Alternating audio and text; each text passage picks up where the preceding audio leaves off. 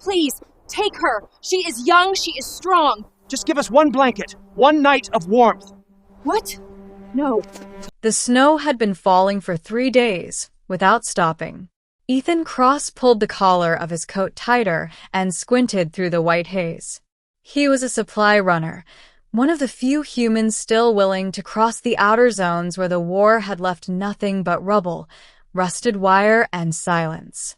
He didn't do it for money anymore. He did it because no one else would. He was cutting through the southern junkyard when he saw her. She was crouched behind the skeleton of an old transport vehicle, her body pressed low against the ground. Her skin was deep emerald green, streaked with frost and dried mud. Her white hair hung over her face in tangled curtains.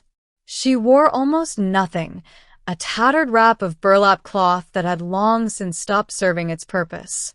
But it wasn't her that stopped Ethan cold. It was the child clinging to her back. Small, maybe 4 years old.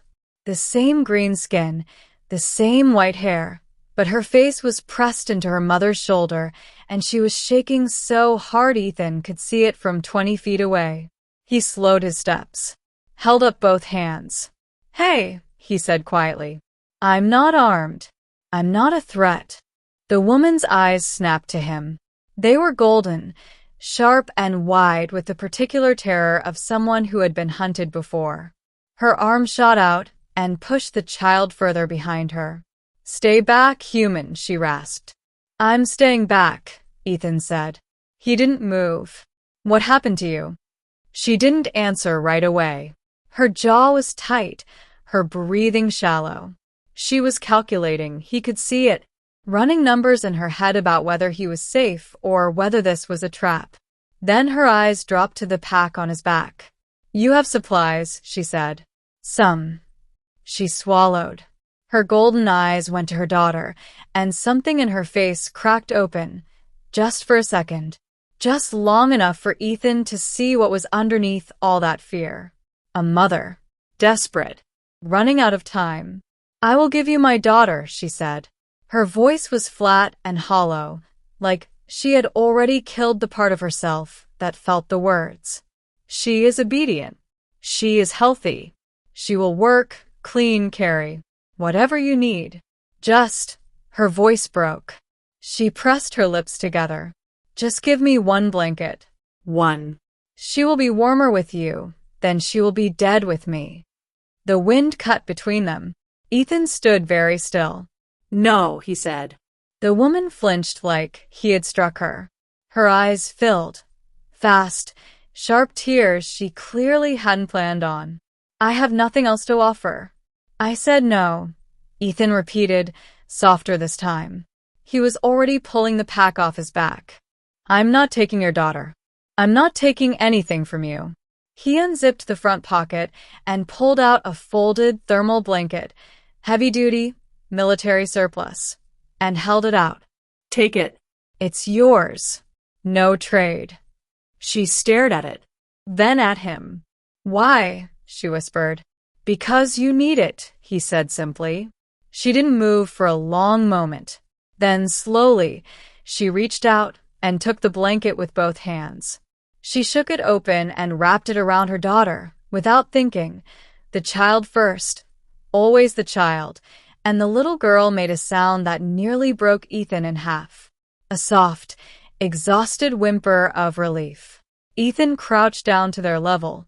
"What's her name?" The woman hesitated. "Sael." "And yours?" Another pause.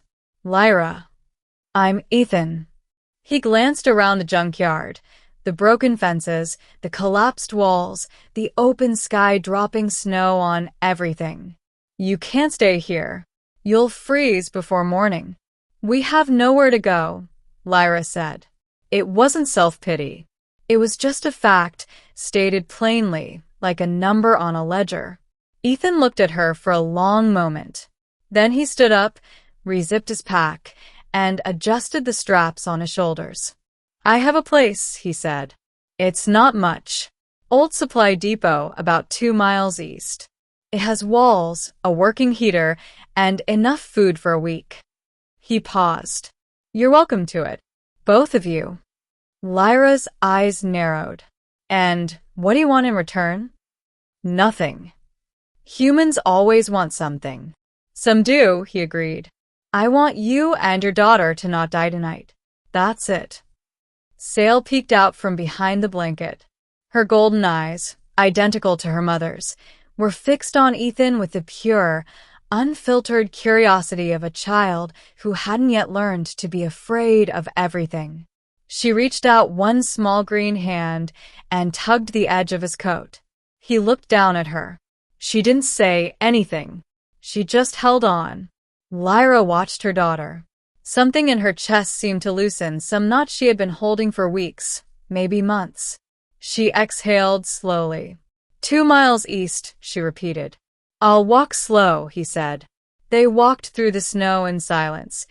Ethan slightly ahead, Lyra close behind with Sael wrapped against her chest.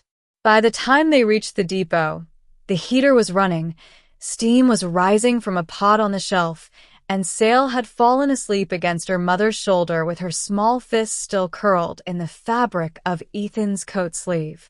Lyra sat across from him and watched him move around the small space, quiet, careful, unhurried. You are strange, she said finally. Ethan set a cup of hot broth in front of her. Probably. Why do you help strangers? He sat down, looked at the sleeping child, looked at Lyra. Because someone helped me once, he said, when I had nothing. And they didn't ask for anything either. Lyra looked down at the cup. Then slowly, she wrapped both hands around it. Outside, the snow kept falling. But inside, it was warm. And for the first time in a very long time, so were they.